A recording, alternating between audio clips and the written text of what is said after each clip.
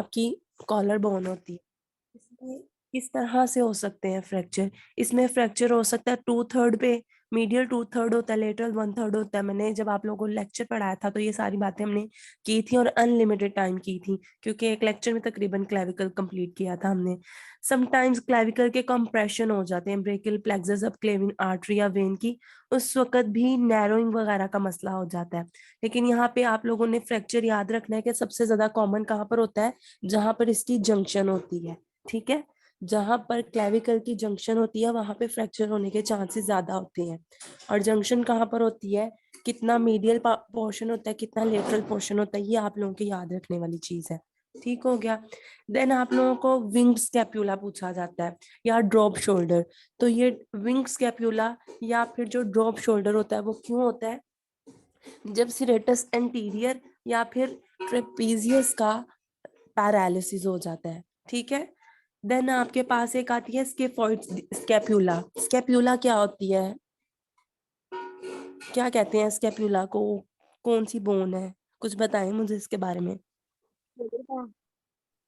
जी, collar bone. कौन सी bone? Collar bone तो bone होगी बैक पे है क्लेविकल। जो ये शोल्डर शोल्डर। ब्लेड होता है, देखो ये हमारा शोल्डर ब्लेड होती है। तो ये मैंने लेक्चर्स जो सारे आप लोगों को पढ़ाए हुए हैं वो शेयर हो जाएंगे आपको, तो आपने उसमें अच्छे से सुन लेना क्लेविकल कैसे है, स्कैप्यूला की डिस्क्रिप्शन क्या क्या है। स्केफॉइड स्कैप्यूला क्या होती है? जब मीडियल बॉर्डर कनकेव होना स्टार्ट हो जाता है, नॉर्मली इतना ज्यादा कनकेव नहीं होता। उसके अलावा आप लोगों ने ये वाली बात बिल्कुल नहीं भूलनी कि जो ड्रॉप शोल्डर होता है, जब मतलब कंधा गिरा हुआ या मतलब ऐसा फील होता है कि स्कैप्यूला की विंगिंग हो गई है। तो विंगिंग ऑफ स्कैप्यूला होती किस वजह से है, किस मसल की ब्रेकेज होती है, किस मसल का फ्रैक्चर होता है? तो ये बात आप लोगों ने याद रखनी है कि सिरटस एंटीरियर का फ्रैक्चर हो जाता है, उसका पैरालिसिस हो जाता है इस वजह से। एक आपके पास कंडीशन होती है क्लीडोक्रेनियल डायस्टोसिस। क्लीडोक्रेनियल डायस्टोसिस। अब बोले, बताएं क्या बोला मैंने जल्दी से? क्लीडोक्रेनियल डिस्टोसिस। इसमें बेसिकली बेटा क्या होता है, मे बी किसी इंसान के अंदर बाय बर्थ कंजेनिटली, परसों के लेक्चर में आप लोगों को बताया था एक्वायर्ड में और कंजेनिटल में फर्क, और एक्यूट और क्रॉनिक में आयाट्रोजेनिक क्या होता है, और एक और डिफरेंस बताया था। वो 3 से 4 डिफरेंस आप लोगों ने याद रखने हैं। तो अगर कंजेनिटली किसी के अंदर क्लेविकल मौजूद है ही नहीं है तब, या फिर इम्परफेक्टली डेवलपमेंट हुई है, मतलब ठीक से डेवलप नहीं हो सकी, फिर हम कहते हैं ये क्लीडोक्रेनियल डायस्टोसिस का पेशेंट है। ठीक है, एक ये याद रखने के, बाय बर्थ अगर मौजूद ना हो तो क्या कहते हैं। ह्यूमरस के कॉमन फ्रैक्चर कहाँ कहाँ हो सकते हैं? सर्जिकल नेक पे हो सकते हैं, उसके शाफ्ट पे, सप्राकंडाइलर रीजन पे। एक मिनट बेटा, आजान होने दे वाला नहीं होता, जितनी बार पढ़े उतनी बार समझ जाएगी। ऐसे ही स्केफाइड्स की उपुला ह्यूमरस से रिलेटेड क्या हो सकता है? हेड, नेक, शाफ्ट और सप्राकॉन्डाइलर रीजन में क्या क्या मसले आ सकते हैं?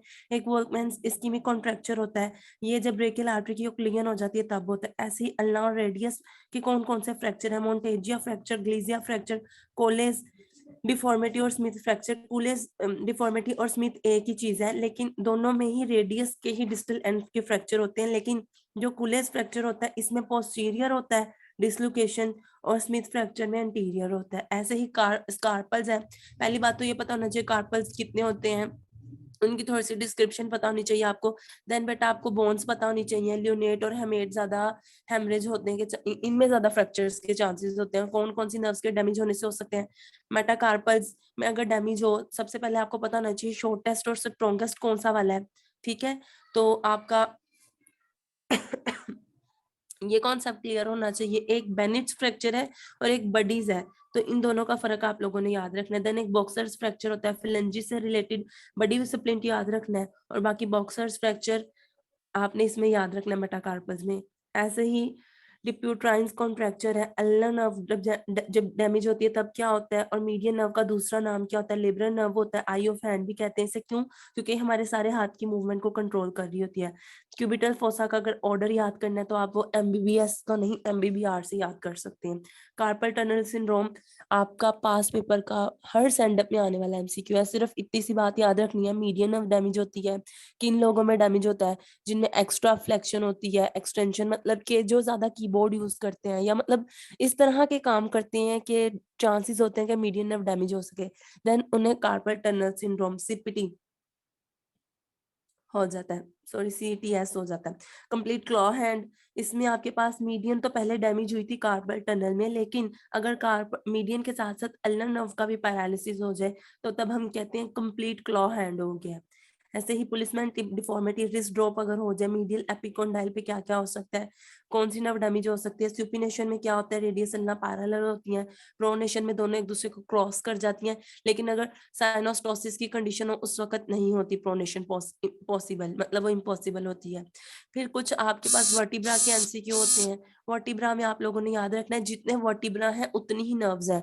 आप लोगों ने एक चीज ऑब्जर्व की होगी, आप लोगों ने जब नर्वस सिस्टम पढ़ा था तब ये सारी चीजें ऐसे ही पढ़ी थी, थोरेसिक नर्व्स भी पढ़ी थी, लंबर स्पाइनल कॉर्ड के लिए सारी चीजें ऐसे ही पढ़ी थी। याद है आप लोगों को कि थोरेसिक 1 to 12 होती है, मैंने आप लोगों को बताया था। देन कौन सा आपके पास थोरैको लंबर होता है, कौन सा क्रेनियोसैक्रल आउटफ्लो होता है, याद है या नहीं याद? Yes, ma'am. Sympathetic and parasympathetic nervous system. जी जी बेटा, उसी में।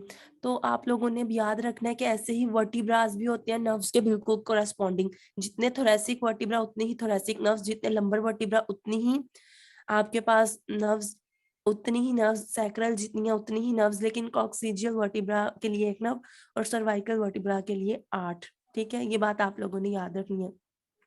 फिक्स वर्टिब्रा, मूवेबल वर्टिब्रा, ये 2 years अगो पास्ट पेपर में आया हुआ है। फिक्स वर्टिब्रा और मूवेबल वर्टिब्रा में से प्राइमरी कर्व्स कब आते हैं, थोरेसिक और सैक्रल वर्टिब्रा कनकेव होते हैं, और सेकेंडरी कर्व्स कब आते हैं, सर्वाइकल और लंबर वर्टिब्रा।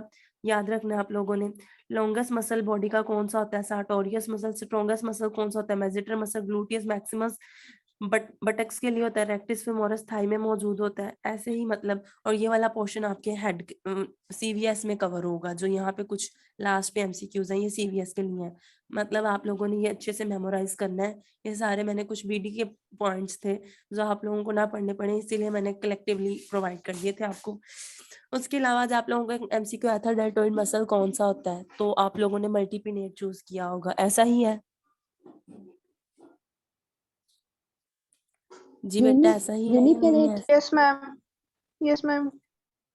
लेकिन बेटा आप लोगों ने याद रखना है कि इसमें अगर हम बात करें, डेल्टोइड में 3 तरह के फाइबर्स होते हैं, वो बहुत ज्यादा डिटेल की तरफ चली जाएगी बात, लेकिन अगर हम स्ट्रिक्टली बात करेंगे, आपको उन तीनों फाइबर्स के नाम लेकर पूछा जाए, देन कहा जाए अब आप बताएं कि इन तीनों में से कौन सा वाला स्ट्रिक्टली मल्टीपिनेट कैटेगरी में आता है, तो सिर्फ और सिर्फ एक्रोमियल फाइबर्स जो होते हैं वो मल्टीपिनेट कैटेगरी में आते हैं।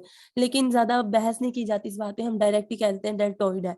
लेकिन अगर कभी इस तरह की सिचुएशन हो कि आपको एक फाइबर को स्पेसिफिक करना पड़े कि बताएं कौन सा डेल्टोइड है, तब आप सिर्फ एक्रोमियल फाइबर को कहेंगे। ठीक है, और ये जो दूसरा ये था पास पेपर का एमसीक्यू लास्ट ईयर का, कि अगर आपने ब्लड सैंपल ड्रॉ करना है, फ्लीबॉटमी करनी है, मतलब आपने सीबीसी करनी है, आपको ब्लड चाहिए, कोई भी टेस्ट करना है, तो आपको ब्लड चाहिए, तो आप ब्लड किस वेन में से ड्रॉ करेंगे, मीडियन क्यूबिटल वेन में से आप ड्रॉ करेंगे। ठीक है, मतलब जब भी इंट्रावेनस इंजेक्शन आपने करना हो या ब्लड विड्रॉइंग करनी हो डोनर के लिए, डोनर से किसी भी मकसद के लिए, तो मीडियन मीडियन क्यूबिटल वेन हम प्रेफर करते हैं। उसके अलावा भी होती है, लेकिन प्रेफरेंस हमारी तकरीबन इसी के लिए होती है। ठीक हो गया, ये आप लोगों ने बेटा प्रिपेयर करना है।